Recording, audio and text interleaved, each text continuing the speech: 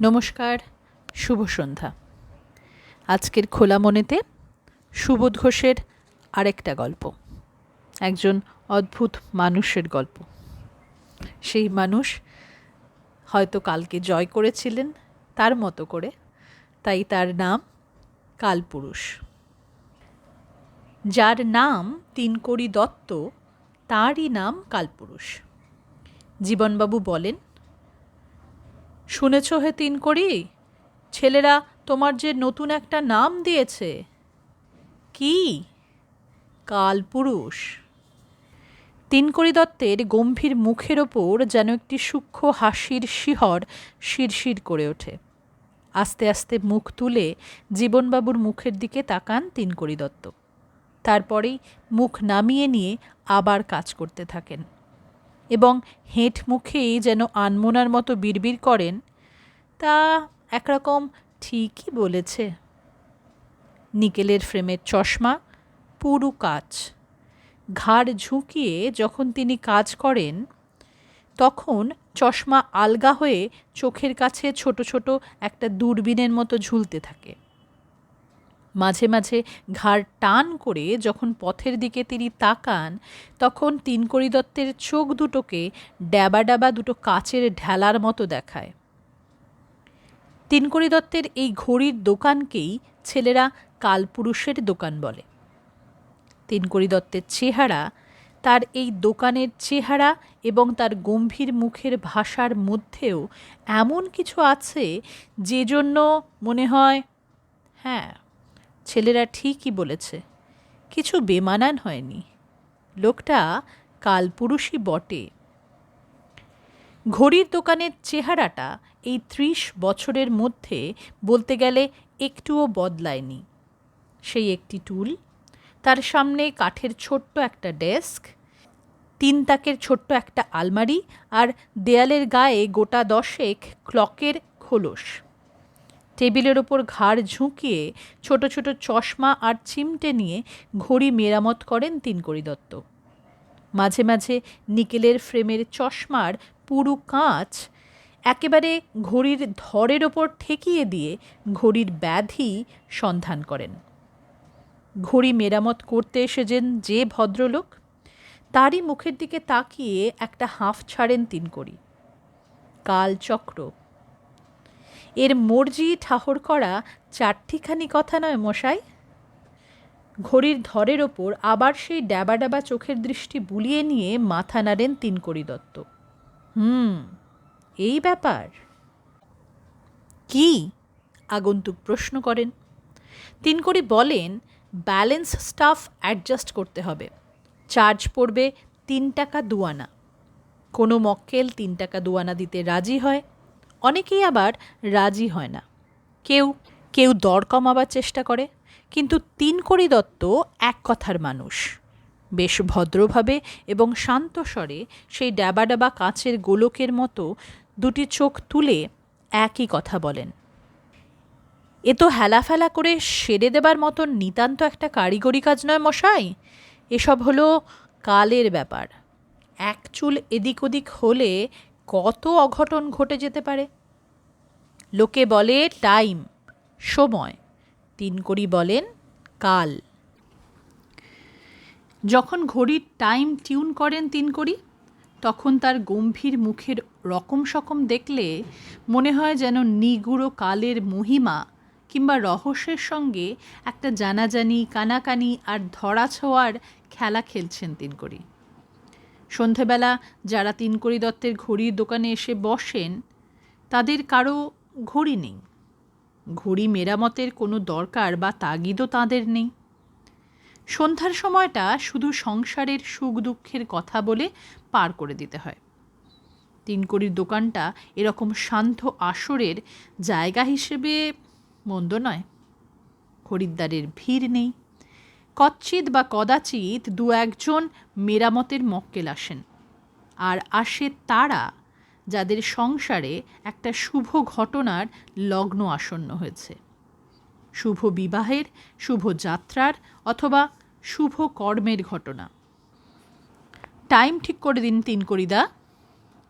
ছোট বড় ও মাঝারি নানা আকারের হাতঘড়ি কিংবা বড় দেয়াল ঘড়িও কেউ কেউ নিয়ে আসে। ঘড়িটার ধর খুলে একবার খুঁটিয়ে খুঁটিয়ে দেখে নিয়ে ঘড়ির গায়ে দু একটা টোকা দিয়ে এবং কখনো বা কাচের কভার খুলে ডায়ালের ওপর ফুঁ দিয়ে ঘড়ির চাবি ঘুরিয়ে দম পুরো করে দেন তিনকড়ি। তারপর আলমারির ভিতরে রাখা একটা মলিন চেহারার টাইম পিসের দিকে তাকান। টিকটিক করে সময় বাজিয়ে চলেছে তিনকড়িদার 30 বছরের পুরনো টাইম পিস। এই টাইম পিসের সময়ের সঙ্গে সময় মিলিয়ে নিয়ে হাতের ঘড়িটাকে একবার কানের কাছে তোলেন, তারপরেই আগন্তুকের হাতে ফিরিয়ে দেন। সকলেই জানে এর জন্য মাত্র 8 আনা চার্জ করেন তিনকড়িদা। তিনকড়ি দত্তের ওই 30 বছরের পুরনো টাইম পিসের একটা সুনাম আছে, যেটা তিনকড়ি দত্তের কারিগরি জীবনের একটা সুনাম। তিনকড়ি দত্তের হাতে টাইমের টিউনিং একেবারে নিখুঁত হয় বলে অনেকেরই বিশ্বাস আছে। তিনকড়ি দত্তের হাত বড় পয়া। ডাকঘরের ঘড়ির সঙ্গে 2-3 মিনিট যদি অমিল হয়েও যায়, কী বা আসে যায়? অনেকেই বিশ্বাস করে তিনকড়ি দত্তের ওই টাইম পিসই ঠিক টাইম রাখে। শুভ লগ্নগুলিকে একেবারে ঠিকঠাক কাঁটায় কাঁটায় ধরে ফেলে তিনকড়ি দত্তের হাতে টিউন করা ঘড়ি।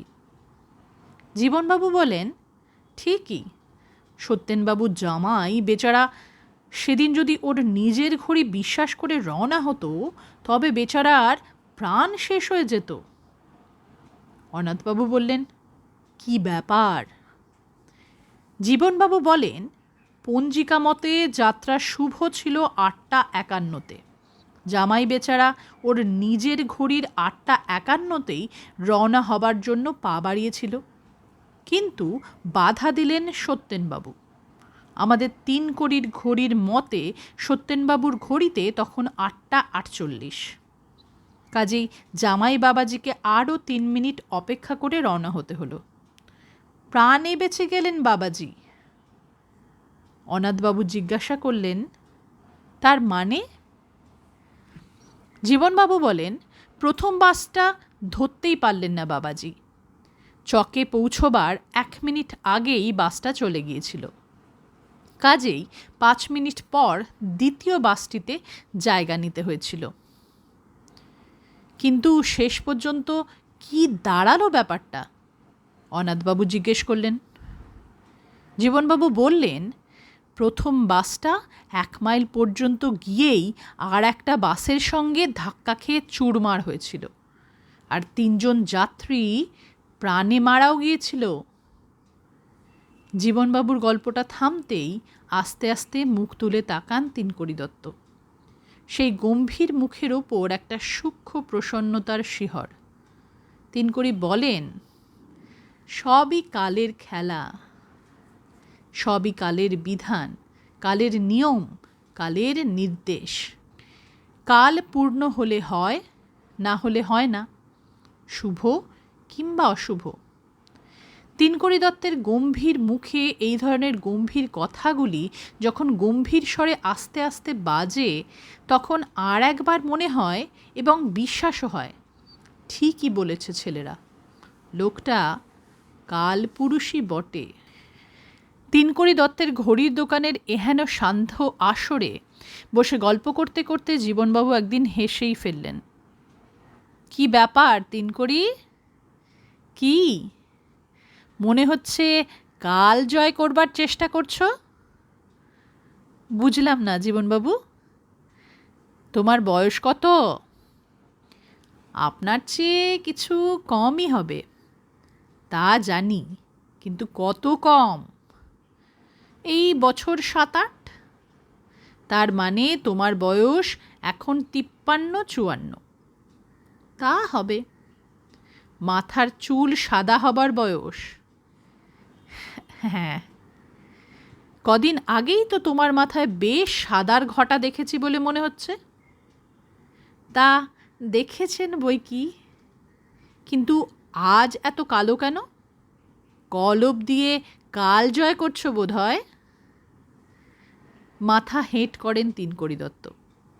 আর নিকেল ফ্রেমের চশমা ঝুঁকিয়ে এক মনে কাজ করতে থাকেন।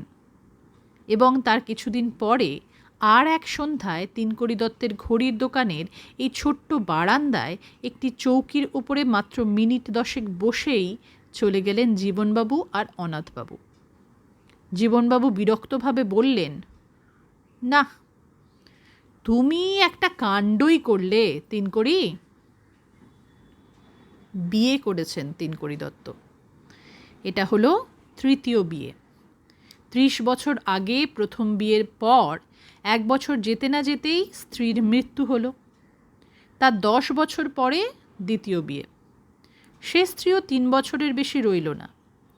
দ্বিতীয় স্ত্রীর মৃত্যুর পর 16টা বছর একলা জীবন পার করে দিতে পেরেছে যে মানুষ, সে মানুষ কালের কোন নির্দেশে আবার বিয়ে করে?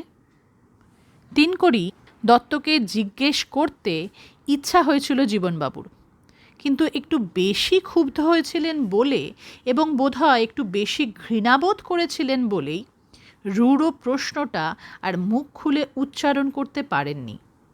মোট কথা, তিনকড়ি দত্তের ঘড়ির দোকানের সান্ধ্য গল্পের প্রৌঢ় আসরটাই ভেঙে গেল। এই তো সরু গলির মধ্যে জীর্ণ শীর্ণ চেহারার ছোট্ট একটা বাড়ি, ভেতরে 2টো ঘর আর বাইরে একটা বারান্দা। বারান্দাটার এক পাশে দোকান আর এক পাশে একটা চৌকি।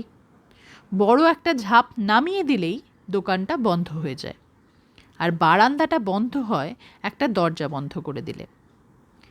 রোজগার বলতে ওই তো রোজগার, একটা একলা পেট চলে যায় এইমাত্র।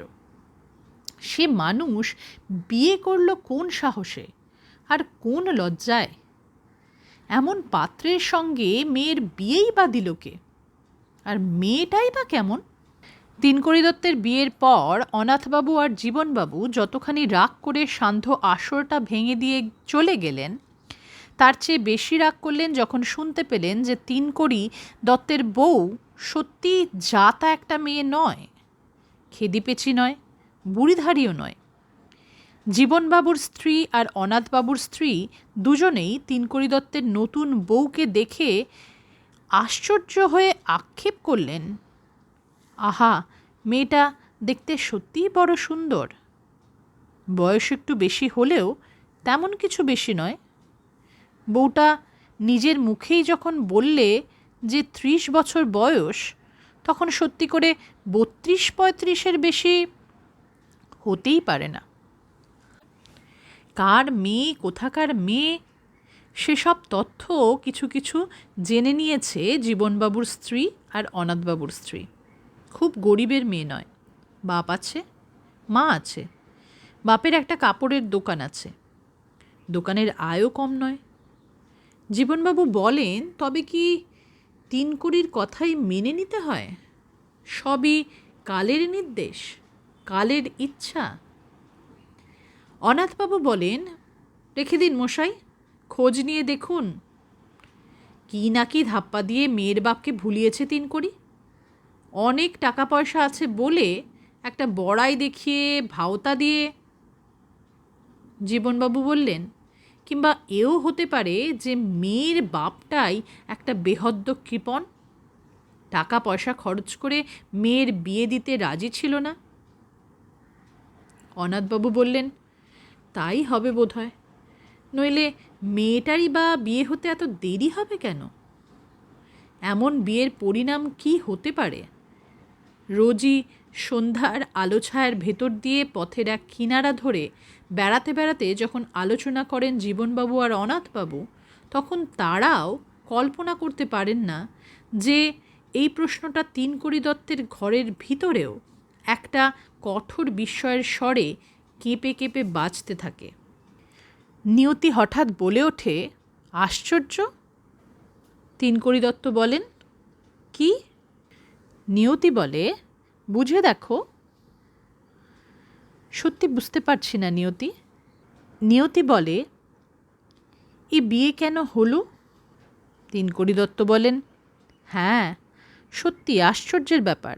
আমি ভাবতেও পারিনি যে মানুষের দুবার বিয়ে হয়েছে আর স্ত্রী মারা গিয়েছে, সে মানুষের আবার এই বয়সে নতুন করে একটা বিয়ে হয়ে গেল কেন? নিয়তি হাসে। বাহ তিনকড়ি, কি? তোমার কথা শুনে মনে হচ্ছে কেউ যেন তোমাকে জোর করে বিয়ে করিয়ে দিয়েছে। তিনকড়ি হাসেন। কতকটা সেরকমই ব্যাপার নিয়তি। কালের ইচ্ছে। মুখ ফিরিয়ে নেয়, সরে যায় নিয়তি। আয়নার কাছে গিয়ে বাঁধা বিনুনিটা খুলতে থাকে, আর বোধহয় দু চোখের ভ্রুকুটি চাপতে চেষ্টা করে। তারপরেই খিলখিল করে হেসে ওঠে। কি হলো নিয়তি, আমার কথা শুনে হাসছ? না, আমি ভাবছি আমার কথা। কি?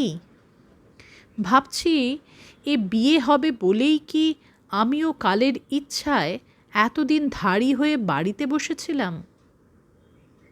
তিনকড়ি বলেন, তুমি ঠিকই ভেবেছ নিয়তি। নিয়তির চোখের বিস্ময় এইবার যেন দপদপ করে জ্বলতে থাকে। একটা ভয়ের বিস্ময়, বোধহয় একটা ঘৃণারও বিস্ময়। মানুষটার মনে একটা সন্দেহও নেই যে বিয়ে করে সে ভুল করেছে। মনের ভিতরে একটা আক্ষেপও নেই যে এই বয়সে আর এই রকম একটা ঘড়ির দোকানের রোজগার নিয়ে একটা মেয়েকে বিয়ে করলে শুধু বিয়ে করাই হয়, সে মেয়ের ভালোবাসা পাওয়া যায় না। নিয়তির জীবনকে ঠকাতে গিয়ে ওর নিজেরই জীবন ঠকেছে। এই বোধই কি নেই মানুষটার? যেন একটা দুঃসহ অভিযোগের জ্বালা চাপতে চেষ্টা করে নিয়তি। এমন বিয়ে যেন কারো না হয়। তিনকড়ির চোখে মুখে একটা নির্বোধ ও বেহায়া প্রসন্নতার মৃদু হাসি থমথম করে। কালের কৃপা না হলে হতে পারে না নিয়তি। আমার মতো মানুষের ঘরে তোমার মতো মানুষ আসবে, এ তো চারটিখানি সৌভাগ্যের কথা নয়। মাথা হেঁট করে নিয়তি। আস্তে আস্তে যেন একটা করুণ অলসতার ভারে অবশ হয়ে মেঝের ওপরে বসে পড়ে। তারপর দু হাতে মুখ ঢেকে ফোঁপাতে থাকে নিয়তি। ছি! ছটফট করে তার কাছে এগিয়ে আসেন তিনকড়ি। তিনকড়ির চোখ দুটো যেন বেদনার ভারে এই মুহূর্তে ছিঁড়ে গিয়ে রক্ত ঝরাবে। একটা পাখা হাতে নিয়ে নিয়তির মাথার উপর বাতাস দিতে থাকেন। অনেকক্ষণ পর মাথা তুলে তাকায় নিয়তি। নিয়তির চোখ দুটো যেন ঘুম ঘুম ক্লান্তির ভারে ছোট হয়ে গিয়েছে। তিনকড়ির হাত থেকে পাখাটাকে কেড়ে নিয়ে নিয়তি বলে, যাও। কোথায়? শুনতে পাচ্ছ না খদ্দের হাঁকডাক করছে? ও হ্যাঁ, কে একজন দোকানের সামনে দাঁড়িয়ে ডাক দিচ্ছে। কোথায় গেলে তিনকড়িদা? ঘড়ির টাইমটা একটু ঠিক করে দাও। ঘর ছেড়ে বের হয়ে গিয়ে আবার দোকানের সেই ছোট্ট টুলের ওপর বসেন তিনকড়ি, আর চোখের ওপর নিকেল ফ্রেমের মোটা চশমাটাকে চাপতে থাকেন। তোমার কি একটুও ভয় নেই? পিছনে না তাকিয়ে শুধু পেছনের একটা ছায়ার স্পর্শে যেন ক্ষুব্ধ হয়ে প্রশ্ন করে নিয়তি, আর ছোট্ট আয়নাটার সামনে দাঁড়িয়ে খোলা চুলের বোঝা নেড়ে চেড়ে খোঁপা বাঁধতে থাকে। কিসের ভয়? আশ্চর্য হয়ে পাল্টা প্রশ্ন করেন তিনকড়ি। হঠাৎ এই যে বিয়ে করে ফেললে, যে বিয়ের ফল ভালো হতে পারে না। কাল শুভ হলে বিয়ের ফল ভালো হবে না কেন নিয়তি? তার মানে? খুব শুভ লগ্নে আমাদের বিয়ে হয়েছে। কোনো কথা না বলে ঘর ছেড়ে যেন ছুটে বের হয়ে যায় নিয়তি। উঠোনের ওপর এসে দাঁড়িয়ে একটা হাঁফ ছাড়ে, যেন প্রচণ্ড একটা ঠাট্টার সাপ নিয়তির হৃৎপিণ্ডের ওপর ছোবল দেবার জন্য ফনা তুলে হিস হিস করে উঠেছে। উঠোনের ওপারে একটা ছোট ঘরের দরজার কাছে এগিয়ে যায় নিয়তি। কপাটের শিকলটাকে ঝনঝন করে বাজিয়ে চেঁচিয়ে ওঠে, রান্নাঘরের ভেতরে একবার উকি দিয়ে যাবে। অ্যাঁ, কি হয়েছে? কি বলছো নিয়তি? বলতে বলতে এগিয়ে আসেন তিনকড়ি। কপাটটা একটা ধাক্কা দিয়ে খুলে দেয় নিয়তি। শুধু চাল আছে, আর কিছু নেই। কি রাঁধবো বলে যাও। এগিয়ে এসে নিয়তির একটা হাত ধরে সান্ত্বনা দেন তিনকড়ি। এই কথা? বেশ তো, এর জন্যে চিন্তা কি? আমি এখনই আসছি। ঘরের ভিতরের তাকের ওপর থেকে একটা কৌটো তুলে নিয়ে কৌটার ঢাকনি খুলেন আর টাকা বের করেন তিনকড়ি। 5 টাকার 5টা নোট। নিয়তি বলে, তুমিই না বললে ওই টাকাটা করালিবাবুর দেনা শোধের জন্য রেখেছ? তিনকড়ি বলেন, হ্যাঁ, সেই জন্যেই রেখেছিলাম। যাকগে, এখন তো কাজে লাগিয়ে দিই। আগে ভাত কাপড়ের খরচ, তারপর নয় কি নিয়তি? বাজার করতে বের হয়ে যাবার আগে নিয়তির কাছে এগিয়ে এসে নিয়তির মাথায় হাত বোলাতে থাকেন তিনকড়ি। তুমি আসবার পর থেকে আমার সাহস বেড়ে গেছে নিয়তি। কি বললে? নিয়তির চোখ দুটো কটকট করে জ্বলে ওঠে। আগে হলে দিনটা উপোস করেই কাটিয়ে দিতাম। দেনা শোধের টাকা দিয়ে বাজার করার সাহসই হতো না। কেঁপে ওঠে নিয়তির চোখ এবং শরীরটাও হঠাৎ অবশ হয়ে যায়। দরজার কপাট ধরে কপাটের আড়ালে মুখ লুকোয় নিয়তি। চলে যান তিনকড়ি। গলাবন্ধ কোট গায়ে এবং গলার দুপাশে এলিয়ে দেওয়া পাকানো চাদরের দুটি ঝুল, তাই আর দেখতে পেলেন না তিনকড়ি। নিয়তি তখন কপাটের ওপর কপাল ঠেকিয়ে আস্তে আস্তে হাঁপাচ্ছে আর চোখ মুছছে। এমনই শুভলগ্নে বিয়ে হয়েছে যে দেনা শোধের টাকা খরচ করে উপোসের অভিশাপ থেকে প্রাণটাকে বাঁচাবার খোরাক জোগাড় করতে হচ্ছে। কালের ইচ্ছার ইঙ্গিতটা কি এখনও দেখতে পাচ্ছে না মানুষটা? কি অদ্ভুত শুভক্ষণ, আর কি তার মহিমা! যেন একটা শীতল ও শান্ত অভিশাপের ঘরে এসে বন্দী হয়েছে নিয়তির ভাগ্যটা। মানুষটার মুখের দিকে জ্বালা ভরা চোখ নিয়ে তাকালেও মানুষটা প্রসন্নভাবে হাসে। একটুও ভয় নেই, সন্দেহও নেই যে নিয়তির মতো নারী ওর মতো পুরুষকে ভালোবাসতে পারে না। শুভক্ষণের কীর্তি এরই মধ্যে কত স্পষ্ট হয়ে দেখা দিতে আরম্ভ করেছে, কিন্তু দেখেও দেখতে পাচ্ছে না মানুষটা। মানুষটার চোখ দুটো প্রচণ্ড এক অন্ধতায় খুশি হয়ে রয়েছে। এই 3 মাসের মধ্যে ভুলেও কোনো এক মুহূর্তে তিনকড়ির গা ছোঁয়নি নিয়তি। রোজই খেয়ে উঠে যখন পান চেয়ে হাত বাড়িয়ে দেন তিনকড়ি, তখন পানের ডিবেটাকে তিনকড়ির হাতের কাছে এগিয়ে দিয়ে সরে যায় নিয়তি। নিজের হাতে তিনকড়ির হাতে পান তুলে দেয় না। তিনকড়ির ওই স্পর্শ লোভাতুর হাতের ছোঁয়া পেতে যেন ভয় করে নিয়তির, এবং বুঝতে পারে, ঘৃণাও করে। কিন্তু কি আশ্চর্য, নিয়তির সেই সতর্ক কুণ্ঠা আর প্রত্যাখ্যানের আঘাতে একটুও ব্যথিত হয় না তিনকড়ির হাতটা। ব্যস্তভাবে আর মুখের ওপর তেমনই শান্ত হাসি টেনে নিয়ে ডিবের পান তুলে মুখে দেন তিনকড়ি। দেনা শোধের টাকা নিয়ে বাজার করতে চলে গেছে মানুষটা। আর কিছুক্ষণ পরেই হাসতে হাসতে চাল ডাল ঘি মশলার বোঝা নিজের হাতেই বয়ে নিয়ে ফিরে আসবে। সেই চাল ডাল আর মশলার দিকে তাকাতেও ইচ্ছে করবে না নিয়তির। তবু ব্যস্ত হয়ে উঠতে হবে আর রাঁধতে হবে। অদৃষ্টের একটা ক্ষুধিত ঘৃণাকে ভাত খাইয়ে তোয়াজ করতে হবে। কেন? কিসের জন্য? এই প্রশ্নের জ্বালা আর সহ্য করতে পারে না নিয়তি। ছটফট করে বিছানার ওপর গড়িয়ে পড়ে আর একটা বালিশ আঁকড়ে পড়ে থাকে।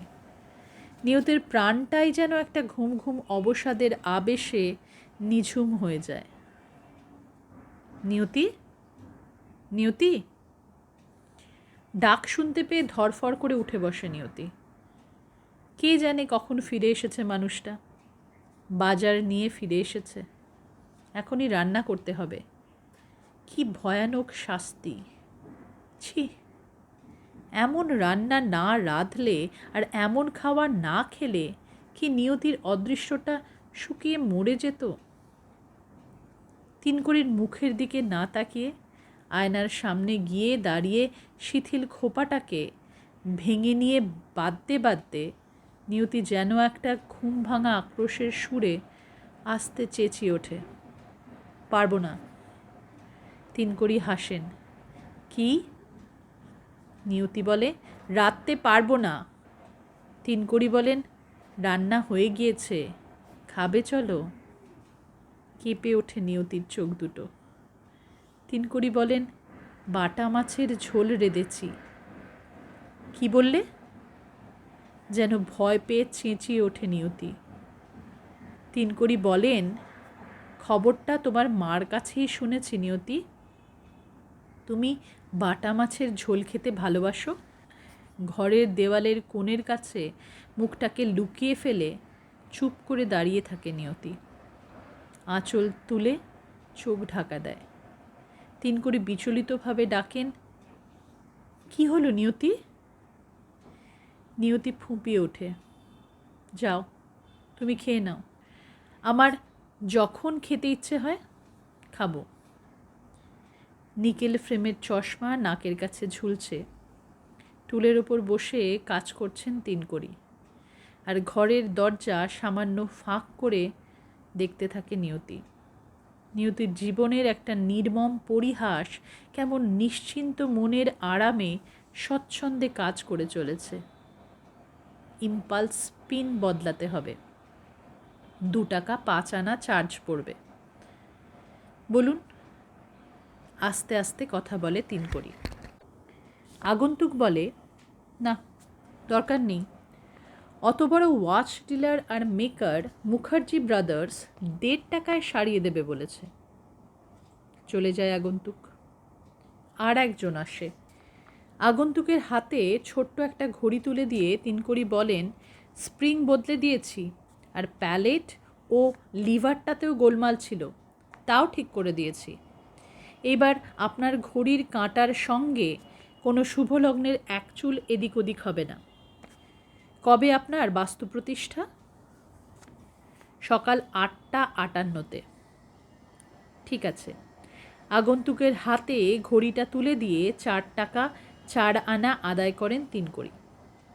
পেছনের দরজার ফাঁকটা যেন ছোট্ট একটা হাসি হেসে তারপরেই খট করে একটা তুচ্ছতার শব্দ করে বন্ধ হয়ে গেল।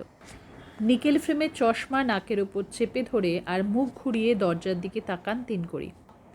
তারপরেই দোকানের ঝাঁপ বন্ধ করেন। আবার দরজা খুলে যায়।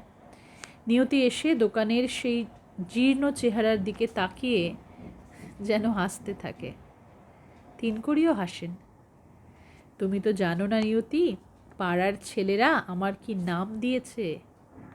কি নাম? কালপুরুষ। মুখ কুঁচকে হাসি চাপে নিয়তি। বাহ, বেশ ভালো নাম। আলমারির দিকে হাত তুলে মলিন চেহারার সেই টাইম পিসটাকে দেখিয়ে দিয়ে তিনকড়ি যেন এক অদ্ভুত অহংকারের আবেগে উৎফুল্ল হয়ে ওঠে। দেখছো নিয়তি? কি? ওই টাইম পিস। হ্যাঁ, ওই ঘড়িটার ভুল হয় না। তার মানে? শুভক্ষণ ধরিয়ে দিতে একটুও ভুল করে না। ওই ঘড়ির সময় দেখে যারা শুভক্ষণ ধরেছে তাদেরই শুভ হয়েছে। আশ্চর্য! 30 বছর ধরে এই আশ্চর্য দেখে আসছি। এমনকি কি তোমার বাবার সঙ্গে হঠাৎ যেদিন এখানেই দেখা হয়ে গেল, সেদিন ওই ঘড়িটার দিকে তাকিয়ে বুঝেছিলাম যে একটা শুভ ব্যাপার হবেই হবে। তোমার বাবার সঙ্গে সন্ধে 7:35 দেখা হয়েছিল।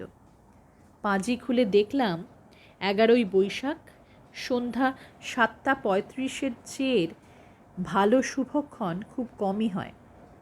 তারপরের আষাঢ়েই তোমার সঙ্গে আমার বিয়ে। নিয়তির মুখের দিকে তাকিয়ে যেন মুগ্ধ হয়ে হাসতে থাকে তিনকড়ি। এইবার বুঝতে পারছো নিয়তি, কেন এই বিয়ে হলো? একেই বলে কালের ইচ্ছা, নয় কি নিয়তি? নিয়তি বলে, হ্যাঁ, কিন্তু আজ আর কিছুক্ষণ পরেই ছোটো কাকা আসবেন। কেন? আজ আমি যাব। কোথায়? কোথায় যাব বুঝতে পারো না? তাও বলতে হবে? কাশীপুরে, বাবার কাছে। হ্যাঁ, বাবার চিঠি এসেছে, আজই চলে যেতে লিখেছেন। কেন নিয়তি? তিনকুরের মুখের হাসি যেন মুমূর্ষু মানুষের মুখের করুণ যন্ত্রণার মতো কাতরে কাতরে কাঁপতে থাকে। নিয়তি চলে যাবে? কালের ইচ্ছাতেও এমন অঘটন ঘটতে পারে বলে যেন বিশ্বাস করতে পারছেন না তিনকুনি। নিয়তির চোখে একটা কঠোর সংকল্পের উল্লাস ঝিকঝিক করে হাসে। কালের ইচ্ছার রকম দেখে এতদিনে হতভম্ব হয়ে গিয়েছেন এক শখের কালপুরুষ। বিয়ে করবার কোনো দরকার ছিল না, এবং বিয়ে করা উচিত ছিল না যার, একটা নারীর জীবনকে কোনো সুখেই সুখী করবার শক্তি নেই যার, সে মানুষ কে জানে কেন একটা নিষ্ঠুরতার নেশায় পাগল হয়ে নিয়তির মতো মেয়েকে বিয়ে করে ঘরে নিয়ে এলো। কালের ইচ্ছার অজুহাত দেখিয়ে একটা মেয়ের 30 বছর বয়সের স্বপ্ন আর পিপাসাকে খুন করেছে সে। সেই মানুষের চোখের এই আতঙ্ক দেখলে আরও ঘৃণা হয়। কি আশ্চর্য, আজ পর্যন্ত নিয়তির মনের এই ঘৃণাকে দেখতেই পায়নি মানুষটা। নিয়তির মনের ঘৃণা যখন একবার হঠাৎ ভয়ে দুর্বল হয়ে কেঁদে ফেলেছে, তখনও বুঝতে পারেনি এটা অভিমানের কান্না নয়, এটা একটা 30 বছর বয়সের মেয়ের জীবনের বিদ্রোহ। কাশীপুরের বাড়িতে পরপর চিঠি দিয়েছে নিয়তি, আর সহ্য করা সম্ভব নয়। কাশীপুরের বাড়িও শেষ পর্যন্ত চিঠি দিয়ে জানিয়েছে, না, আর সহ্য করার দরকার নেই, চলে এসো। তিনকড়ির হতভম্ব মুখের দিকে তাকিয়ে নিয়তির সেই কঠোর চোখের সংকল্প একটুও হতভম্ব হয় না। নিয়তি বলে, চলে যাচ্ছি, যাওয়া উচিত। এছাড়া আর কি বলবো তোমাকে? বললে বুঝবেই বা কি? তুমি কি আমাকে ঘেন্না করে চিরকালের মতো?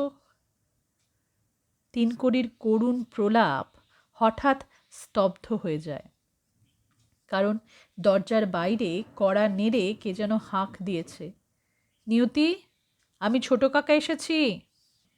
ডুকরে কেঁদে ওঠেন তিনকড়ি। চমকে ওঠে নিয়তি, কেঁপে ওঠে নিয়তির হাতটা। নিয়তির মুক্তির লগ্নটাকে বাধা দিয়ে একটা অন্ধ আবদার ডুকরে কেঁদে উঠেছে। আঁচল দিয়ে তিনকড়ির মুখটাকে চেপে ধরে ভ্রুকুটি করে নিয়তি। এই প্রথম তিনকড়ির জীবনের ওপর নিয়তির স্পর্শের স্বাদ লুটিয়ে পড়েছে। নিয়তি বলে, চুপ করো। হেসে ওঠে তিনকড়ির মুখ, আলমারির টাইম পিসের দিকে তাকায়, তারপরেই পঞ্জিকা খুলে চেঁচিয়ে ওঠে, 7:11, চমৎকার শুভক্ষণ। দেখছ নিয়তি, আমার টাইম পিসটা কাটায় কাটায় বলছে 7:11।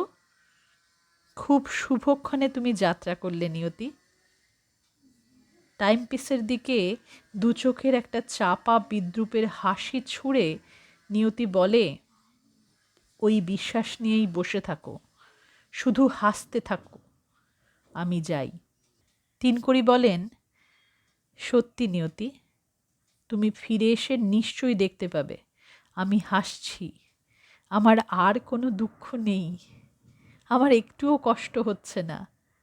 বড়ই শুভক্ষণ, এসো এসো। ছুটে গিয়ে দরজা খুলে দিয়ে চেঁচিয়ে ওঠে নিয়তি, হ্যাঁ চলুন ছোট কাকা, আমি তৈরি। নিকেল ফ্রেমের চশমা নাকের কাছে ঝুলতে থাকে। কাজ করেন তিনকড়ি। মাঝে মাঝে খরিদ্দার আসে। কেউ কেউ হেসে প্রশ্ন করে, এত রোগা হয়ে গেলেন কেন কালপুরুষদা? তিনকড়ি হাসেন, কালের ইচ্ছা। ঘড়ির দোকানের সান্ধ্য আসর আবার জমে উঠেছে। জীবনবাবু আসেন, অনাথবাবু আসেন এবং আরও অনেকে আসেন। সকলেই সন্দেহ করেন, যদিও সেই সন্দেহ নিয়ে কেউ আলোচনা করেন না। তিনকড়ির স্ত্রী বোধহয় আর আসবে না। আসবার হলে কি এই 1 বছরের মধ্যে অন্তত একবারও আসতো না? কিন্তু তিনকড়ির মুখের দিকে তাকালে মনে হয় ওরই মনে কোনো সন্দেহ নেই। বেশ নিশ্চিন্ত মনে সেই গম্ভীর মুখ, আর মাঝে মাঝে মুখের ওপর সেই শান্ত হাসি টেনে নিয়ে কথা বলেন তিনকড়ি। শুধু দিন দিন রোগা হয়ে যেতে থাকেন। কোনো অসুখ নেই, তবু গাছের ভাঙা ডালের মতো শুকিয়ে শীর্ণ হয়ে যাচ্ছেন। কলপ ক্ষয়ে গিয়ে লাল হয়ে গিয়েছে তিনকড়ির সেই মাথার চুল। সেই মাথার চুল এইবার যেন দিনে দিনে ফিকে হয়ে এসে একেবারে সাদা হয়ে যায়। পাড়ার ছেলেরা আড়ালে আড়ালে বলে, এইবার সত্যি মানিয়েছে তিনকড়িদাকে, একেবারে খাঁটি কালপুরুষ।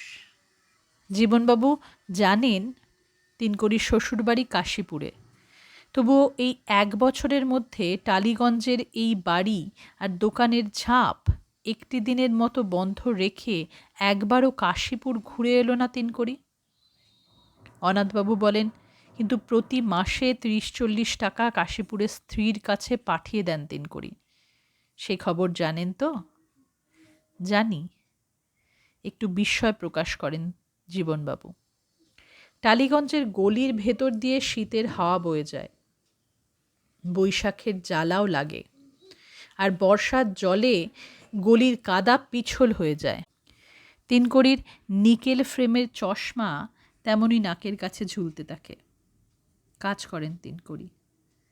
30 বছর বয়সের টাইম পিসে ঠিক নিয়ম মতো দম দিয়ে এবং কানের কাছে তুলে নিয়ে শব্দ শোনেন, টিক টিক টিক। কালের ইচ্ছে কত শুভক্ষণ আসছে আর যাচ্ছে শুনতে পান তিনকড়ি। তিনকড়িকে একদিন হাঁসফাঁস করে হাঁপাতে দেখে প্রশ্ন করেন সান্ধ্য বৈঠকের জীবনবাবু, এ কি হলো তিনকড়ি? তিনকড়ি হাসেন, কালের ইচ্ছে যা হয় তাই হয়েছে জীবনবাবু।